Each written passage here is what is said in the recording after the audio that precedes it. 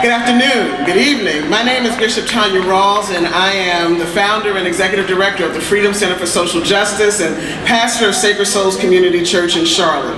I'm also a proud arrestee of 2014 Moral Monday Actions. I changed the original remarks I was going to make because after seeing the footage of the pain and destruction happening in Baltimore as a result of the lack of equal protection under the law for all, I instead want to use this moment to sound the alarm. As a young child in Newark, New Jersey, I remember walking through my neighborhood with my mother after the riots that occurred when Dr. Martin Luther King Jr. was assassinated.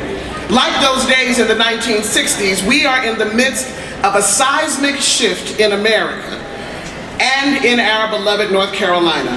There is no question about whether in the near future our nation will increase protections for its LGBTQ citizens.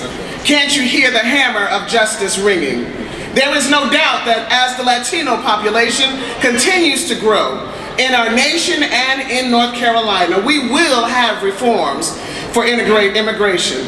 There is also no doubt that we will see major changes in our criminal injustice system and the prison industrial complex that depends on it to feed its insatiable appetite.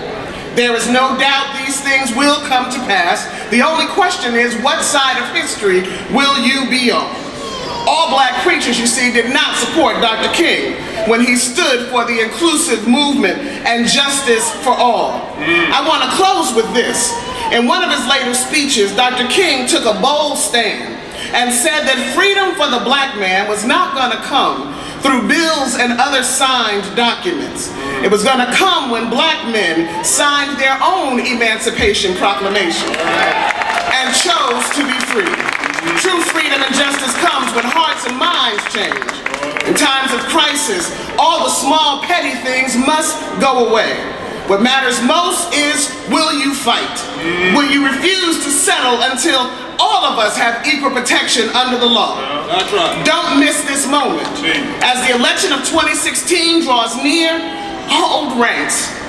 Do not let anyone separate us on the basis of race or class, sexual orientation, faith, tradition, gender, or immigration status, and definitely not on the basis of party lines. We must hold the line because we really are better together.